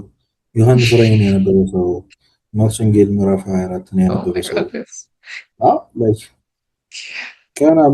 ገና ምኑ ተነካና የሚልሽ ሰው ይኖራል እና እንደዚህ ይህንን ያወቀ ሰው መጽሐፍ ቅዱስን ያነበበ መጨረሻው ዘመን ምን እንደሚመስል ያወቀ ሰው እና ይሄ በጣም የሚያሳየው ሞት እንዳለ መርሳታችን ነው። እግዚአብሔር እንዳለ መንግስተ ሰማያት ለምን እንደተፈጠርን መርሳታችን ነው የሚያሳየው። እና ነገ እንደሚሞት የሚሰማው ሰው ዓለም እንኳን እንደዚህ ሆነሽ ምን ማተር ያደርግለታል? ዝም ብለሽ ታስቢ ምን እና እዚህ ውስጥ ነው ሁሉ ነገር እዚህ ውስጥ ነው የሚያልቀው። በቃ ቤት መኪና ምናምን ለሚስል ሰው ላይክ በጣም ተስፋ አስቆራጭ ነው ያለው ሁኔታ። እኔ አንደኛ በጣም እየተጨናነቁ ላሉ ሰዎች ያልፋል ነው ምለው። ባያልፍም ወይ እኛ እናልፋለን። ላይክ ምንም ሀፕን የሚያደርገው ነገር ሞት ፔንፉል አይደለም። በብሩክቲ ማወቅ ያለብሽ ነገር የሆነ ነገር ጊዜ ሀፕን ያደርጋል፣ ወደ ዘላለማዊ ህይወት ነው የምትሄጂው። ሰው መጨነቅ ካለብን በጣም መጨነቅ ያለብን ቀጣይ ለሚኖረው ህይወታችን ነው። ማለት እዛ ያለው እሳት መቼም ቢሆን አይረግብም፣ አይረጋጋም። አስታራቂ ገብቶ የሚቀዘቅዝ እሳት የለም፣ የሚቀዘቅዝ ስቃይ የለም። የሲኦል ስቃይ ገብቶሻል። አሁን እነዚህ ሀገራት መሀል ላይ ሊስማሙ ይችላሉ። እኛ እንኳን በዘመናችን እኮ በጣም ብዙ ጦርነት እኮ ሀገራችን ላይ ይቷል። የሁሉ ጊዜ ሁሉ ነገር ካለቀዋል ሰላም ሆነናል። በቃ እንደዚህ ነው። ላይክ ምንም እንዳልተፈጠረ ዋት ምናምን ትያለሽ። የነበረው ኬዋስ ምናምን የሚያልፍ አይመስልም፣ የሚመጣ አይመስለን ነበር። እኛ አካባቢ ሁሉ ነገር በቃ ያልቅ ይመስለን ነበር። እሱ ብቻ አይደለም፣ ኮሮና እንዴት ነበረ ስትረስ ሲያደርግ ነበር። ሁሉም ሰው ተስፋ ቆርጦ ነበር እኮ። 5 ዓመት 7 ዓመት ሆኖታል የነበረው ጭንቀት እዚህ ይሻላል። 8 ወር ሙሉ ከቤት አልወጣንም። ይሄን ያህል ሰው ደረሰ፣ ይሄን ያህል ሰው የደረሰ እየተባለ እሱ ጊዜም አልፏል እንኳን እና እንደዚህ ጥቃቅን ነገሮች እኔ ትላልቅ ውሳኔ ውስጥ ባንገባ ባይነኝ የመጀመሪያው። ሁለተኛው ግን መንግስተ ሰማያትን ብናስብ፣ ሞትን ብናስብ ኦሪዲኛ ወደ ሞት ካልሄድን በስተቀር እሱ በጊዜው መምጣቱ አይቀርም።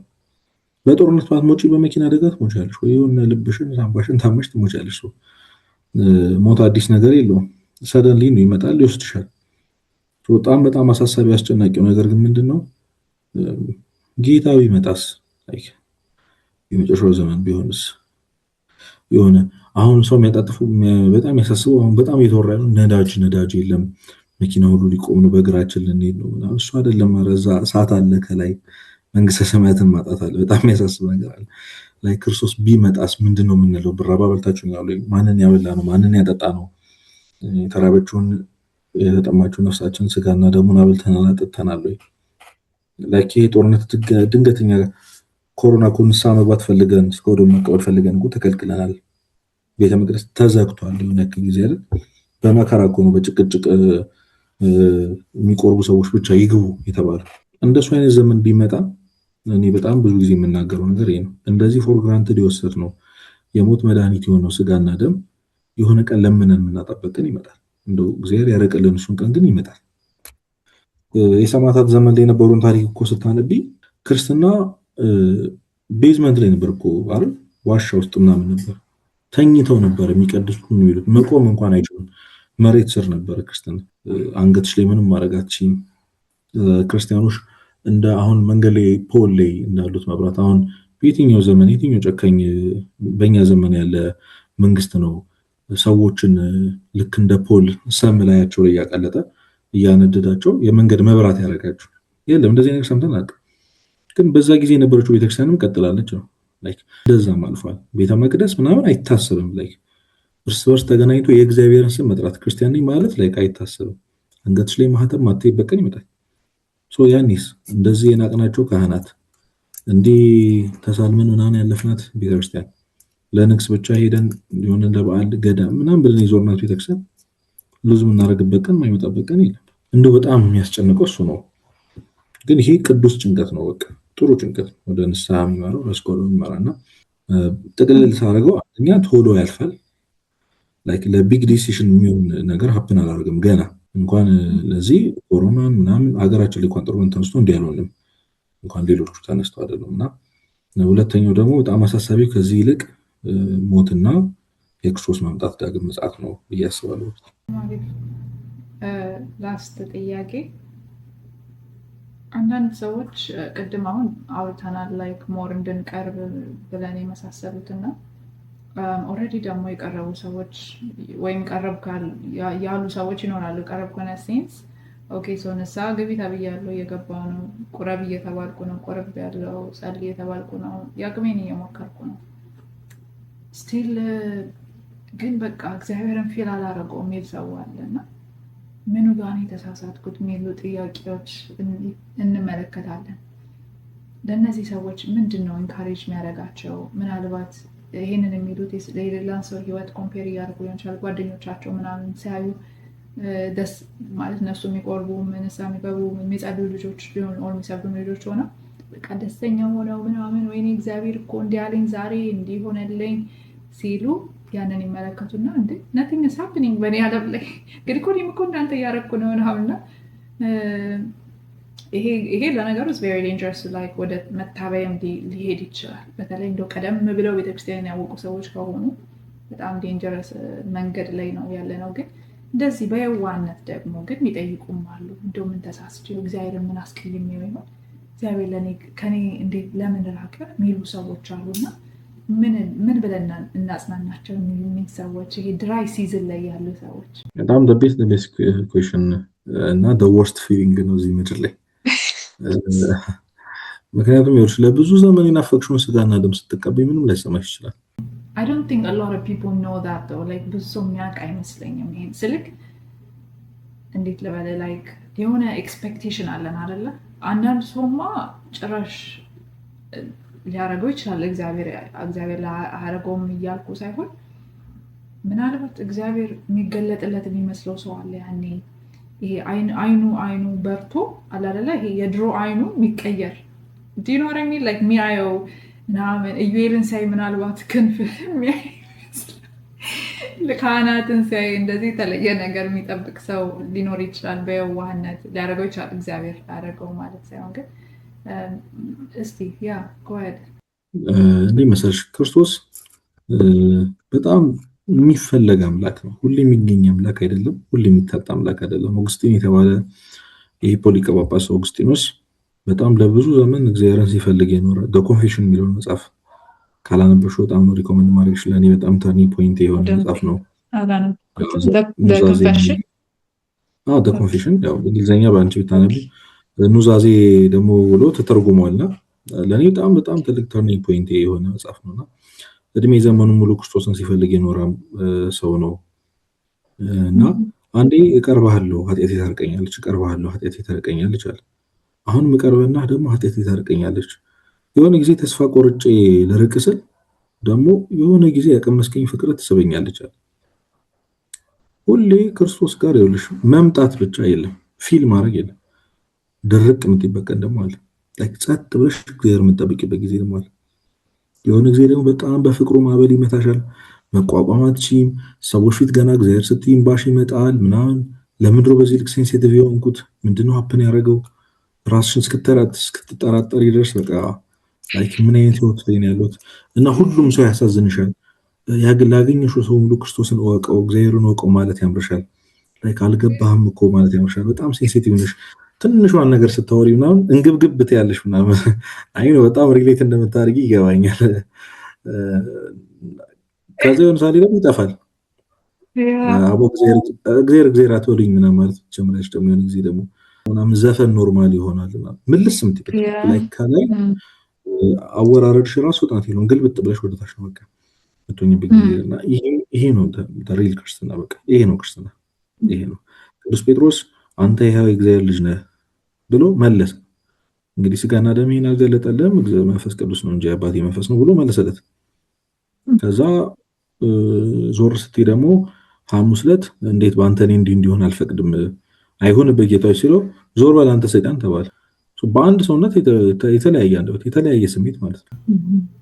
ሁለቱም ቅድም መጀመሪያ ላይ መታበይ ያለውን ነገር ከመታበይ ሊጠብቀን ይፈልጋል፣ ከተስፋ መቁረጥም ሊጠብቀን ይፈልጋል።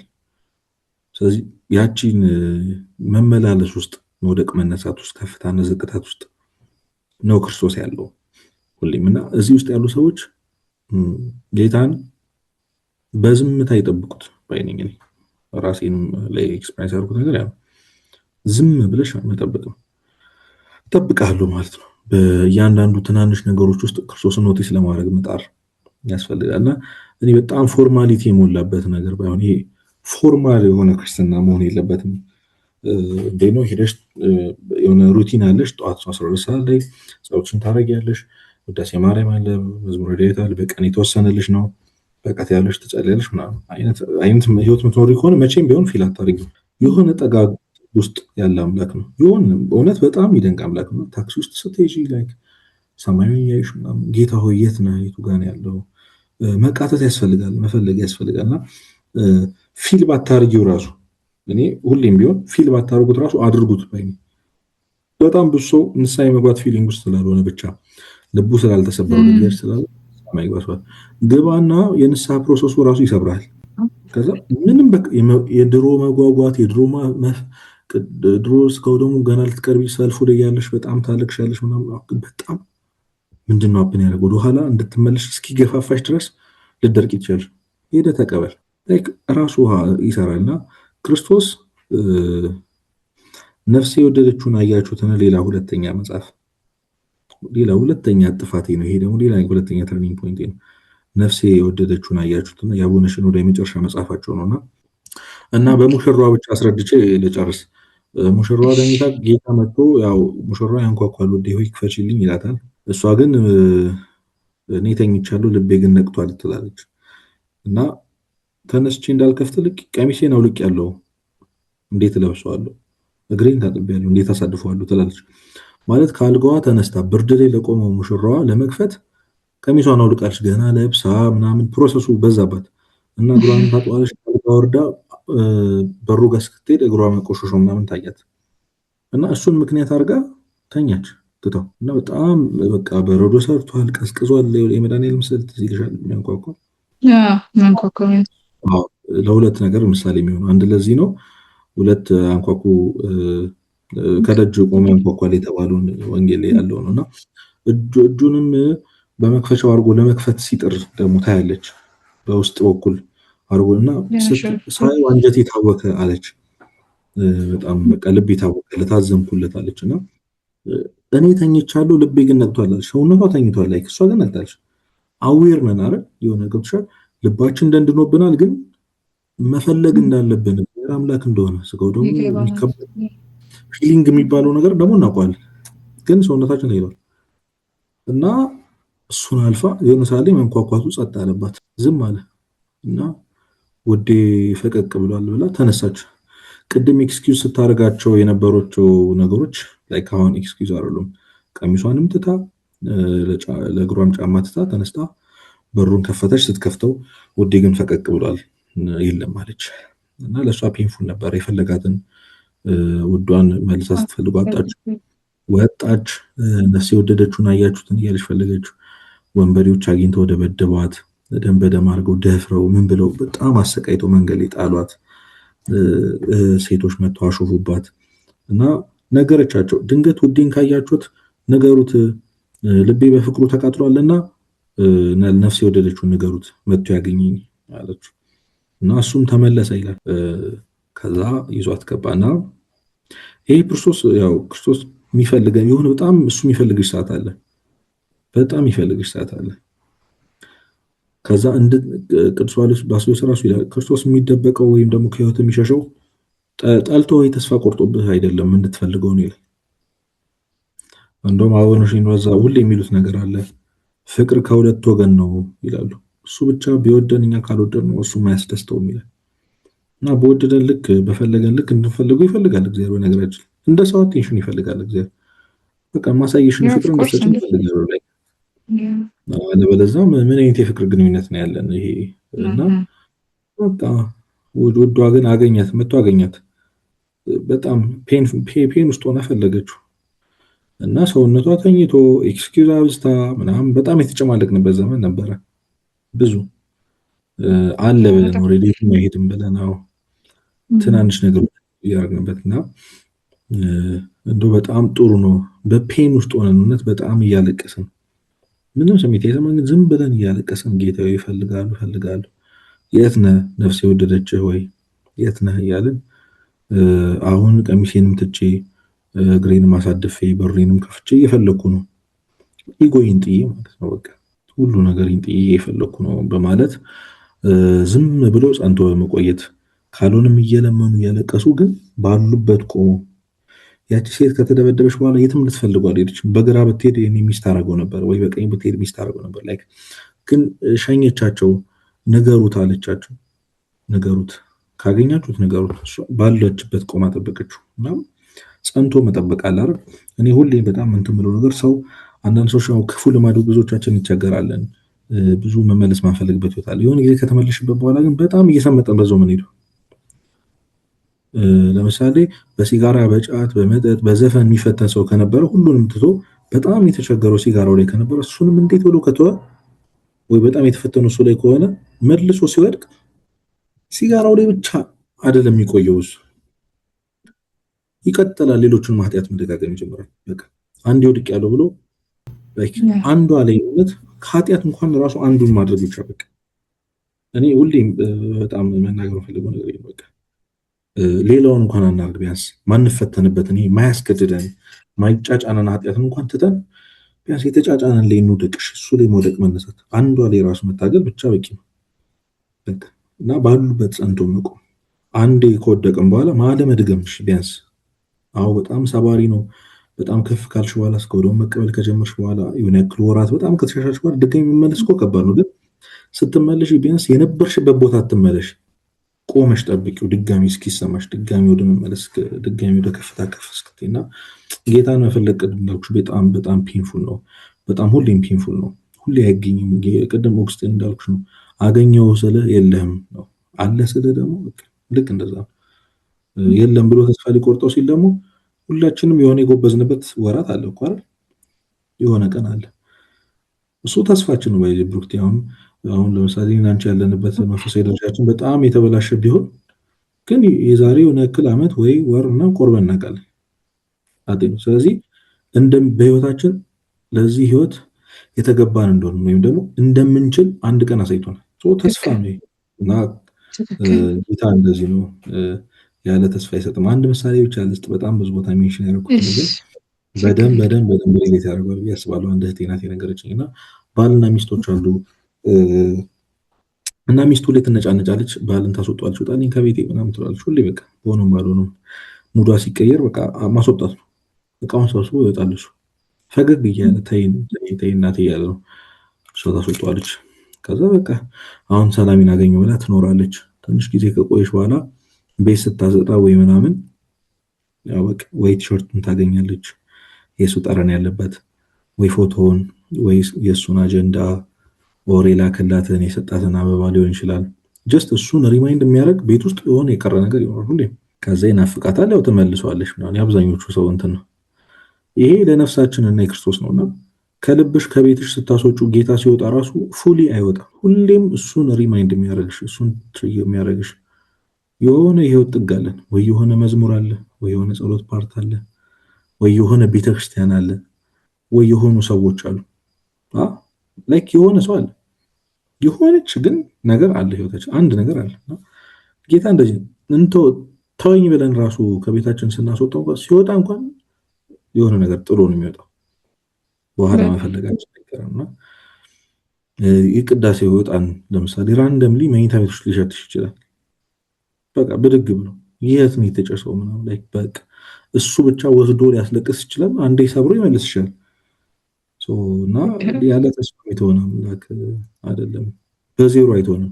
በጣም ብናስቸግረው ራሱ ዝንድን ብለን በቃ ብናስወጣው ህይወታችን ራሱ ህይወታችን ላይ የሆነ ነገር ጥሎ ጠባሳ ጥሎ የሚሄድ የሆነች እሱን ማስታወሻ አድርጎን ጥሎ የሚሄደውና እግዚአብሔር ይርዳን ሁላችን። አሜን አሜን። ይሁ ቃል ታሰማልን። እግዚአብሔር ያክብረልን። በእውነት ደስ የሚል ቆይታ ነበረን። እንደው መቼስ አይዶኖ ልናገረው ያው በሌሊት ነው የገባኸው እና በጣም እውነት እግዚአብሔር ያክብርልኝ። በጣም ነው የማመሰግነው። እግዚአብሔር ያክብርልኝ። እግዚአብሔር መመረቅ በጣም ነው የምወደውና ከልቤ ልመርቅ ይደርሳል። አዛውንት ባርክ በእውነት እውቀቱን ይጨምርልን። እንደዚህ አይነት ወጣት እንትን አይደለም፣ ከንቱ ውዳሴ አይደለም። እውነት ለመናገር አንዳንዴ ሰው ልጅ በህይወት ሳለም to help him or to help her keep going እንድትቀጥል እንዲያበረታ ማወቅ ያለብን ነገሮች አሉ አይደል? እንደዚህ አይነት ወጣት እንደው ለቃል እግዚአብሔር የሚተጋ ወጣት ስታገኝ ተስፋ ይኖርሃል። እኔ ብቻ አይደለሁም አምሹር ፊልም አድርገው ኤቭሪዋን አንተም ብቻ ላትሆን ትችላለህ። ሌሎችም ወጣቶች ልጆች ሴትም ሆኖ ወንድም ሆነ ብቻ እንዲህ የሚተጋ በመንፈስ ህይወት ብቻ ሲሆን እንደው ህይወቱን ለማስተካከል እንደው ሰው መርዳት ምናምን ሰው መመለስ ተው ራሱን እንደው ለማሸነፍ የሚተጋ እንኳን ሰው ሲገኝ እውነት እግዚአብሔር ይሰራል። በቃ እግዚአብሔር የለም ከሚል ነገር ትርቃለህ። ሁሌ እግዚአብሔር ሪማይንድ ሊያደርግም ሲፈልግ ይመስለኛል አሉኝ እኔ ሰዎች ታገሱ፣ ተስፋ አድርጉ ለማለት ነው። እና you're one of the people እንደ ወጣት ስመለከት ተስፋ አለን በእውነት የምለውና እግዚአብሔር ከዚህም በላይ እውቀት ጨምሮልህ ኃይሉን ሰጥቶ ብዙ ሰዎች የምትመልስ ያድርግልህ ለማለት ወዳለሁ። አመሰግናለሁ።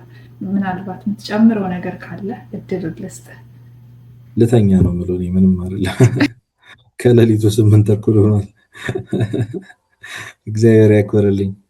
እንግዲህ ሁሉንም የሚያደርገው የሚናገር እግዚአብሔር ነው። በሁሉም ነገር የሚሰራ ነው። መስገን ያለበት እሱ ነውና እግዚአብሔር እግዚአብሔር ይርዳን። አሜን አሜን። እሺ ሰላም ቻው። ቴንክ ዩ በጣም አንስገን። እሺ ኦልራይት በል መልካም አዳር። ያዕቆብ ለዚህ ያርግልህ። ቻው